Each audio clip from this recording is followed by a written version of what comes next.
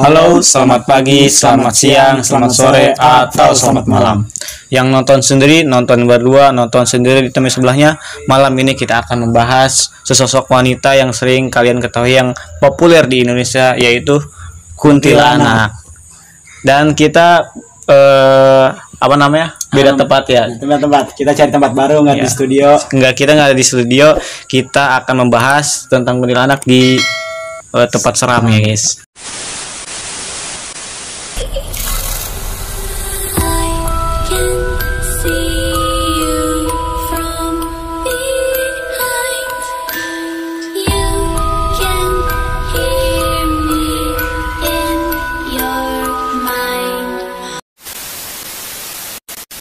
Oke, teoris. Nah, sekarang bagaimana sesosok wanita ini bisa kentayangan gitu? Sebut aja kuntilanak. Ceritanya menurut legenda ya, atau menurut kata-kata orang nih. Gua kan suka ngedengerin orang-orang berbicara. Katanya kuntilanak itu berasal dari arwah wanita yang meninggal pas melahirkan. Terus di beberapa cerita juga katanya anaknya dilahirkan dengan selamat tapi ibunya meninggal, atau bisa berdua-duanya meninggal. Oh iya. Kuntilanak itu berwujud wanita putih menggunakan baju kalau ibu-ibu bilangnya daster berwarna putih, berambut panjang, biasanya mukanya ditutup-tutupi. Oh iya. Kuntilanak biasa tinggal di daerah-daerah yang lembab, sepi, dan jarang dilewati orang-orang ya. Terus jauh dari tempat umum. Gue pernah tanya ya, beberapa orang yang pernah melihat kuntilanak, biasanya dia lebih senang diam di suatu lokasi, atau dia naik di suatu pohon terus kakinya digoyang-goyang gitu, kayak ucang-ucang angge. Terus kuntilanak sering menampakkan diri terutama kepada lelaki. Ya, dia senang lelaki, apalagi yang masih perjaka katanya. Tuh. Serem ya? Iya. Jadi kuntilanak itu kata gua mah ke balas dendam gitu ke lelaki. Terus mungkin saja ya. Kuntilanak juga sering menampakkan diri ke wanita yang sedang datang bulan. Biasanya kan wanita datang bulan itu badannya berbau amis dan mengundang banyak makhluk halus. Oh, iya.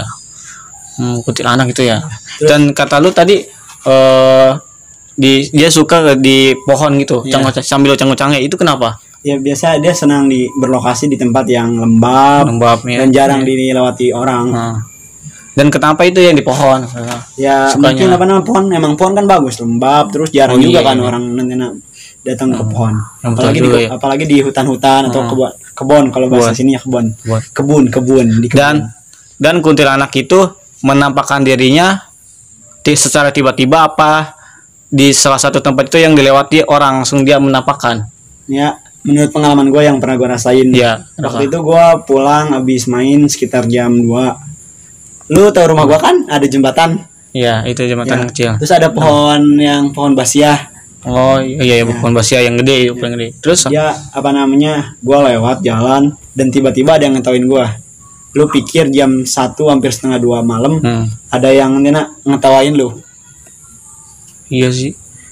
Itu berarti serem juga ya. Kalau di pohon itu kuntilanak. Biasanya kemunculannya ditandai dari suara ketawa wanita yang melengking.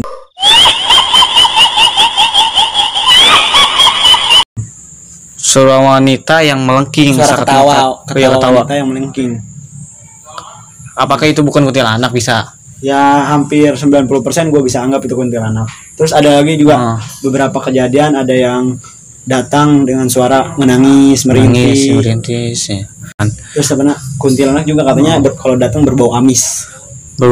Iya. Dan kan kuntilanak itu kan dulunya kan salah satu orang kan ya, yang pernah terbunuh sama anaknya, terus dikuburkan.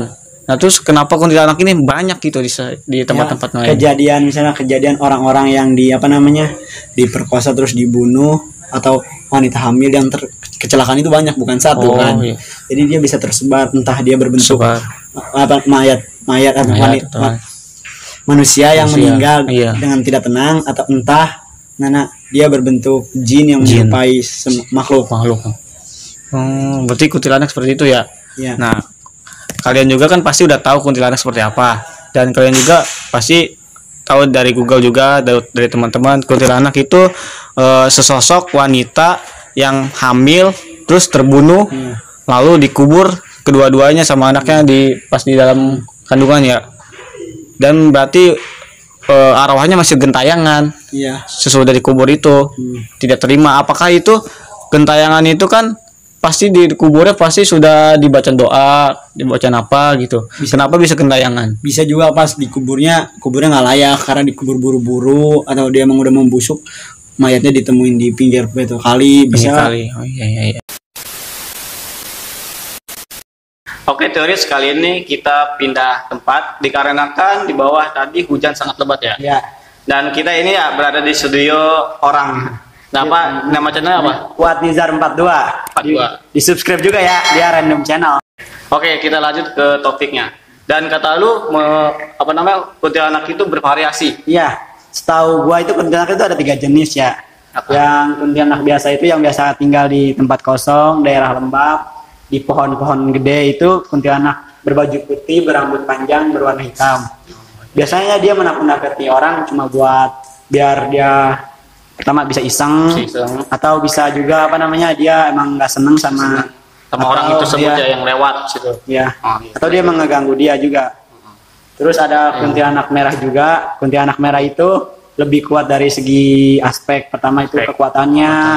Terus energinya juga lebih kuat. Setahu gua kuntilanak merah itu nggak kayak kuntilanak putih. Kuntilanak kan biasa dia diam di satu tempat ya. Kalau kuntilanak itu ngejar ya. Kalau kuntilanak merah itu ngejar. Dan kalau kuntilanak itu energinya kan sangat kuat nih. Ya. Terus mudah merasuki seseorang ya. Ya. Biasanya yang mudah dirasuki itu wanita. Apalagi yang datang bulan. Itu berarti kuntilanak merah yang energinya kuat ya. Nah. Biasanya dia diam di suatu tempat-tempat tertentu. Biasanya seperti emang tempat itu bekas pembunuhan. Dia biasanya tempat di situ. Iya. Terus setahu gua anak itu takut sama lelaki yang telanjang. Jadi lo kalau ketemu anak harus telanjang. Emang bisa gitu? Kalau laki ya. Laki-laki. Ya dia takut. Kalau misalkan ya ini pohon, kita lewat, ada kuntilanak yang ketawa gitu. Ya. Terus lo langsung buka baju gitu. Ya lo buka channel lo aja langsung pasti dia kabur. Kalau nggak kabur lo yang kabur ketakutan. Itu bisa coba apa enggak nih? Nanti lo coba kita praktek aja. Gimana nanti kita praktek 1 juta subscriber kita praktek. Kita praktek telanjang gitu. Kita praktek telanjang di depan kuntilanak. Boleh. Tapi kita carinya di mana nih? Kita nanti cari tempat yang yang kuntilanak yang putih saja dulu. Iya, kita coba yang putih dulu. Soalnya kalau merah itu gak kuat gua. Berbahaya. Ini sangat kuat berbahaya. Terus kuntilanak ada apa lagi? Terus ada satu lagi kuntilanak lelaki. Dia berbentuknya itu ya sesosok lelaki kekar, tapi dia berbaju putih. Biasanya gua kurang tahu juga sih apa backstory. Iya, kekar berbaju putih. Berbaju putih. Itu kenapa tuh kalau soal kematiannya? Kenapa bisa Gua gentayangan? kurang tahu sih tentang backstory dia. Tapi menurut gua yang gua tahu dia itu sama aja kayak ceritanya kayak kuntilanak putih yang kalau kuntilanak putih kan pas hamil ya. Terus dia dibunuh. Terus kalau kuntilanak merah itu dia emang menunggu situ dari lama, misalnya dari zaman penjajahan atau dari zaman kerajaan.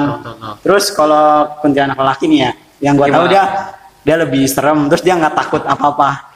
Nggak takut. Dia biasanya bisa membunuh kita. Yang laki-laki yang berkakar putih. Kekar putih. Apakah bisa nih? Yang kuntilanak yang berkakar putih itu takut sama perempuan yang bertelanjang? Kurang tahu juga. Kan tadi bisa kuntilanak yang warna putih itu takutnya sama lelaki yang telanjang. Yang kuntilanak laki-laki itu yang berkakar bisa takut sama perempuan yang telanjang? Ya mungkin bisa jadi. Siapa yang tahu? Belum dicoba kan? Ntar dicoba gimana? Enggak, itu bahaya. Karena perempuannya. Iya. Kuntilanak terus apa lagi yang kuntilanak yang menurut lo? Sepengalaman gue ya yang pernah gue tahu ya. Dia itu pertama ditandai dengan ketawa. Ketawanya itu sangat melengking. Khas banget lah, khas. Terus katanya kalau suaranya jauh berarti dia dekat. Kalau suaranya dekat dia jauh. Atau bisa ditandai dengan suara bunyi anak ayam. Iya, malam-malam kalau lu nggak miara ayam, malam-malam lu tidur di kamar lu terus lu ngedenger suara ayam, pasti tetangga lu punya ayam. Anak ayam apa?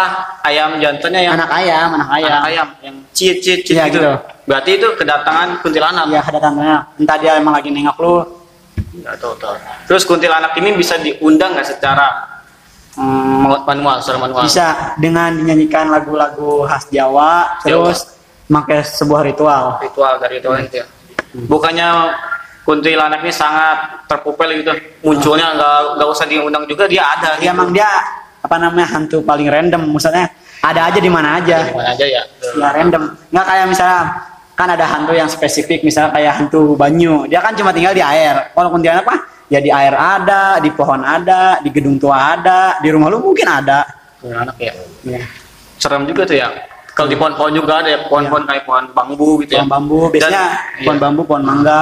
Dan temen gua juga katanya dia berpengalaman rumahnya itu ada bambu-bambu di situ tuh. Dan dia pas di kamar itu dengar-dengar suara nangisan, ketawa. Apakah benar itu kuntilanak? Ya bisa jadi ya. Kan siapa yang tahu. Iya betul juga sih.